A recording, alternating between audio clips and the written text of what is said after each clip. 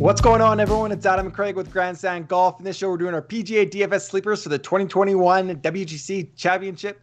Before we get into that, Craig, let's take a look back at Genesis, our sleepers. You know, usually we like to get 6 of 6 through the cup, but we didn't make it happen this time. Our average salary, so if you're a first-time listener, our salaries for our sleepers are always $7,500 and below on DraftKings. Average salary last week was $7,200. Yeah. 4 of 6 made it through. That's on me a little bit. I had Connors and Gim. You know, I'm going to put that weight on my shoulders, but it was just on the number. I thought those were guys we both liked as well. They were on the number, and man, it was a brutal cut. It was a brutal cut. It was almost in terms of all the guys we talked about on our Wednesday show, we almost had like a whole slew of our sleepers through. And you nailed Sam Burns, who almost won this friggin' tournament. So. Yeah, we got to don't beat yourself up too much. Sam Burns was a great sleeper. Finished third, but got a ton of DraftKings points. Easily could have won that tournament, but just didn't happen. Well, it's a huge value. Yeah, huge value. If you like our content, please like, subscribe to our channel, all that good stuff. Craig, should we get into it? I mean, also, let us know below. Who do you like below 7,500 this week? Because we're always hearing people tell us how our picks are wrong, but I want to know beforehand who you like. Yeah. Plant your flag. Plant your flag. Another thing was we have our pick show. We also talked a little bit about the strategy with the no cut event. So if you want to go see that, check out our pick show. But let's talk about some sleepers. Yeah, let's jump into it. My first one, Robert MacIntyre. He's 7,400 on DraftKings, 32nd there. A little bit cheaper on FanDuel, 8,200, 37th there.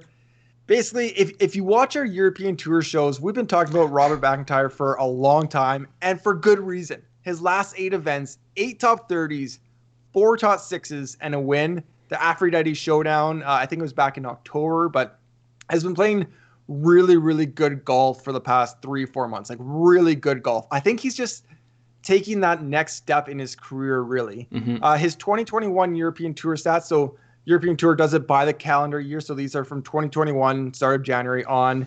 He's 9th in strokes gained tee to green, plus 1.71. 8th in greens and Raglan, just over 73%, sorry.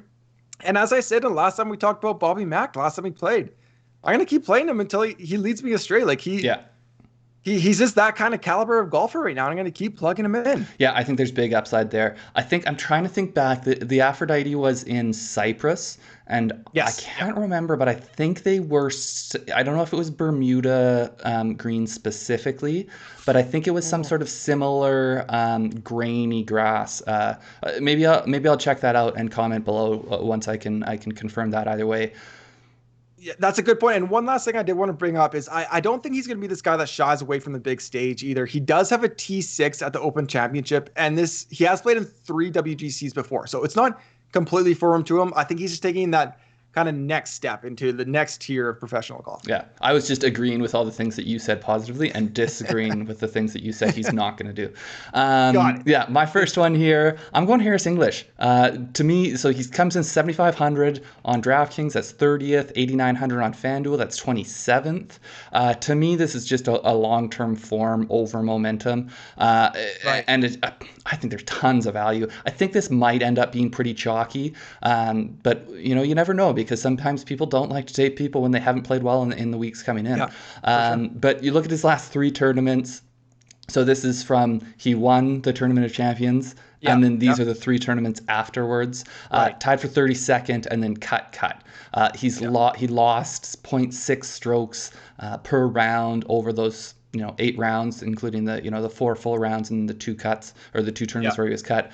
But to me, I'm giving him a bit of a, getting his first win in 6-7 years, was it? A long time. I'm giving him a bit of a pass, and he can have a little bit of a hangover coming off of that. You look at his stats over the last 12 months. So these are for this field, and this is from Data Golf, and they include European Tour stats. Right. So this is not just PGA guys. This is everyone. And you look at his strokes gained total, he's 1.9. 9th in the field. Now he does that. Sometimes we like people that are very heavy tee to green, because you can kind of count on that regardless of the putter. But I still think he's value with 20th tee to green. And he's been a great putter. Like over the course of 12 months, over the course of a full year of play, he's gained almost a stroke putt, or over 3/4 of a stroke putting. And he's 4th in this field in putting. To me, you look at his results. So are those stats translating into results? I think so. So the 2019-2020 season, so which would have ended in August, September Tour Championship. Sure. Yeah. He was 14 of 20 for top 25s. And then this season, so I just essentially I took the stats that I think displayed how well he has been playing, but I took top 10s for this season, and he's got 5 of 10 top 10s. So when you think about the fact he's priced as the 30th most expensive guy, if you look at it over the past year, he's generated value for you so often. I'm looking past these last 3 tournaments, and I think there's a very good chance that he ends up, high in this field. Yeah, I mean, you kind of texted me early on Monday when the prices came out, and you said, "I can't believe Harris English is 7,500." I'm like, I like Sergio around there, and I talked about Sergio in our pick show. But I think I'll get to Harris English as well. I think you're right. It's just a pure value, 30th ranked on DraftKings at 7,500. And I kind of like that the form hasn't been there. We've seen guys win off missed cuts, but I think it'll just lower ownership, which I'm all about for this tournament. Now, one of the things I did look up, because so these guys like Harris English, and I do have another pick coming, who, if you're not a tee to green guy and you do rely on putting, I do want you to have experience or comfort level on that type of grass. And he grew up playing on Bermuda. So I think that, there's no reason to think that he's not going to be good at putting on these greens. Yeah, for sure. Okay, my second pick.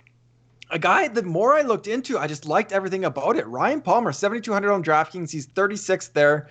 Good price compared to FanDuel. He's 8,600, 30th there. So just looking at the pure value play, his ranks in strokes gained total, ranks in the field. The last 6 months, he ranks 18th at plus 1.48. So 18th compared to 36. Pretty great. And then if you go just the past 3 months, he's 11th at 1.68.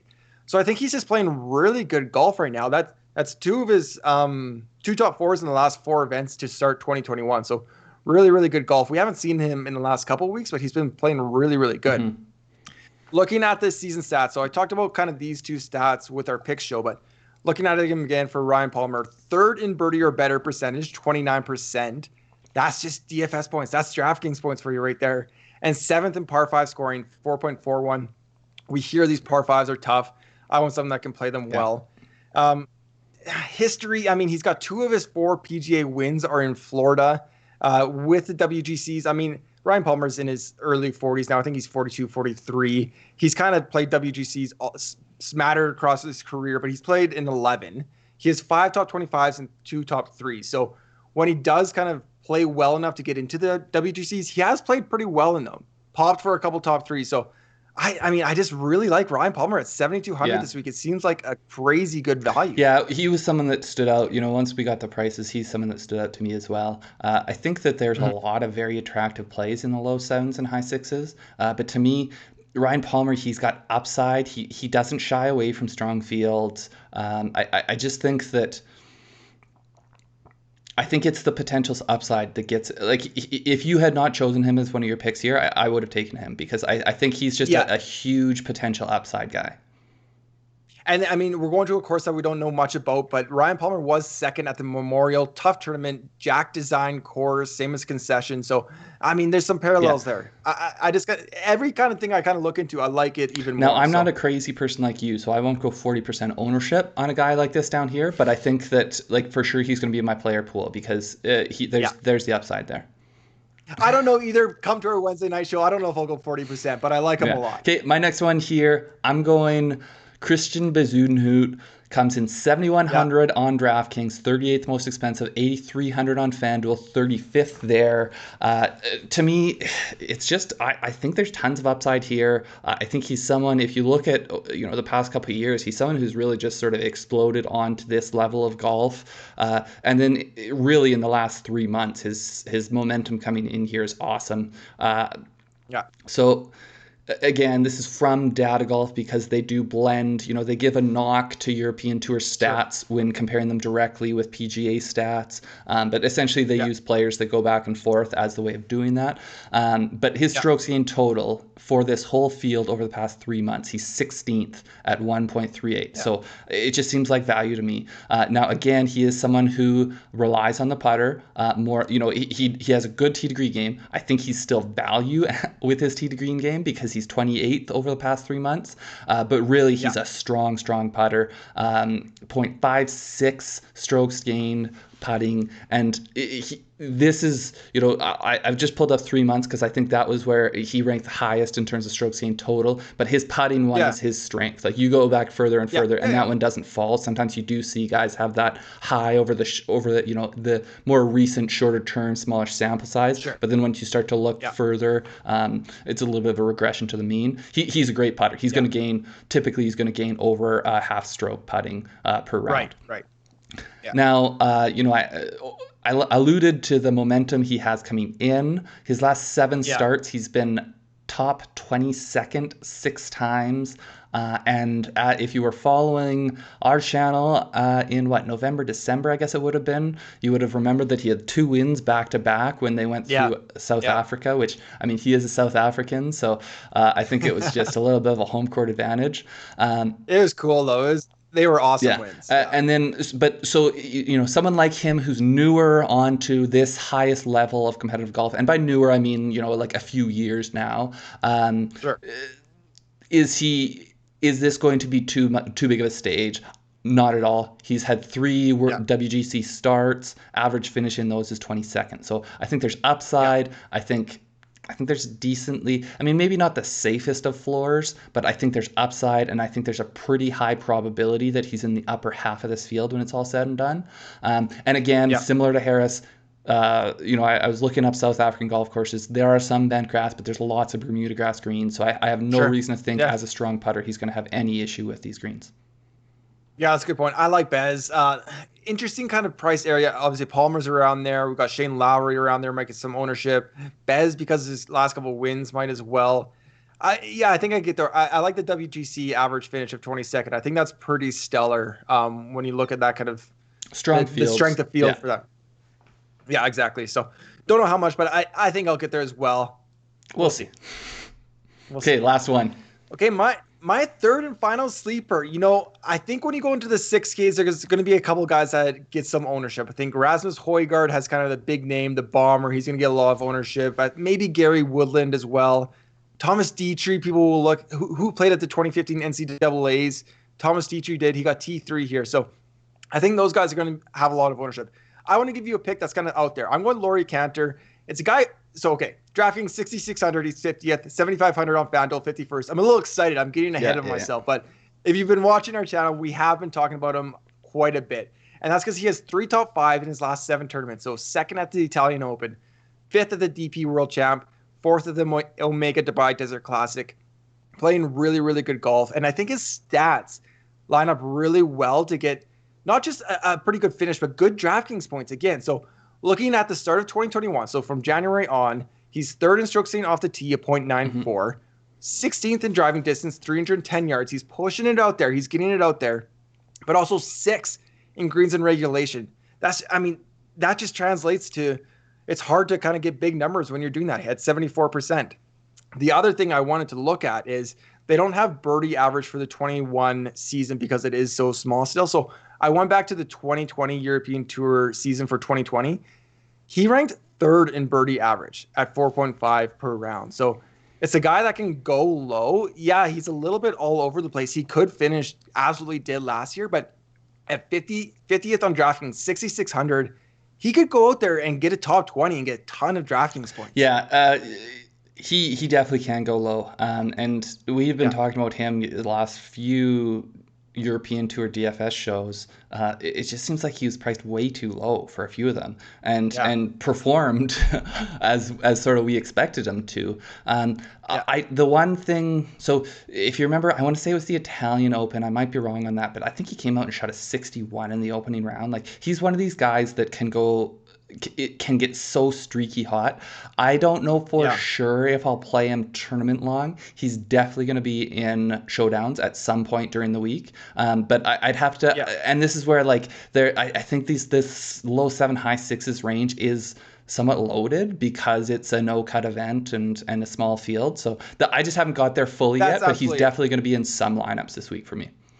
If he is coming over for, Genesis or Bay Hill, a traditional cut event, I would be a little bit more nervous kind of putting him out there as a sleeper. But I just think he has 4 rounds. Maybe he can pop and kind of put it together for 4 rounds, get a 61. Oh, and it's an upside thing. Like we did, you say, like you say, 3 top 5s in the last 7 tournaments. So, I think maybe I'll get there tournament longs. Tune in Wednesday, you'll find out. Okay, your last one here. I'm going Billy Horschel. So, we've got a bunch of Euros here on board. I'm going back to a Florida native, playing in his home state. Billy Horschel comes in 7,000 on DraftKings, 40th there, 7,900 on FanDuel, 43rd. It's just in my opinion, it's just a pure value play. So last 5 starts, just to confirm, he does have some form. Last 5 starts, he's got 2 top 10s. He's somewhat more of a ping pong. Like a lot of these guys, they seem to get into form while they'll play very good for a while and then sort of fall off, and then they'll get back into a good form. He's one of these guys, if you go look at his record, it'll just kind of like ping pong. There'll be like a top 10 and then like a 50th and then a top 10 and then like a couple lower ones. And so I think that I'm just going to embrace that, and I'll play, obviously a lower exposure play for me. But I just think the averages that you're going to get from him and the chances of him, popping off into the top 10 here are good. So over the last 12 months, he's 27th in strokes gained total. So, 40th in pricing, there's value there. And still, so similar to what I was saying with Bezuidenhout, tee to green, he's gaining 0.6. That's 37th in the field, which to me, that's like, okay, that's bang on his value. But then Billy Horschel is a good putter. Like his 0.42 putting, strokes gained putting, that's 19th in the field. So a lot of the guys who are, better than him in tee to green aren't going to be gaining those strokes putting. And he also can get super streaky hot with his putter if you've been following him for a while. Last thing here, I think he does do well in big fields. Last 7 WGC starts he's been top 25 in 6 of them. And 3 of those, so almost half, he's been tied for 11th or better. So I think there's upside there. That's impressive. Think that there's, Florida native on Florida course. I think there's a definite comfort value or comfort factor. It's probably one of my more straightforward sleeper picks here, where I just think it seems like value to me. Yeah, it's a guy I don't often get to in DFS, and I don't really know why. He just he doesn't excite me, and I think that's why. Is it because you're worried that it's Christian Bale method acting as a golfer? You know what? I'm not at all, but I've never thought about that. Now I might be screwed with my head. I don't know. He just goes deep into the role. He does go deep into the role. He looks like it's Christian Bale. So. I don't know. It seems like a straightforward play, like you said, but does it get me going for a no-cut event? I don't know. I don't know yet. We'll find out on Wednesday. We'll see. Yeah. As we said, tune into our Wednesday show, 9:30 p.m. Eastern. We go through our entire field all the plays with our we're making, DFS model. Yeah, full field breakdown. Our percentages, all that. Subscribe to our channel, as we talked about before. It really does mean a lot. Hit that thumbs up and comment, like Craig said, who's your favorite play on DraftKings under 7,500. Good luck this week, guys. We'll see you next time. Yeah.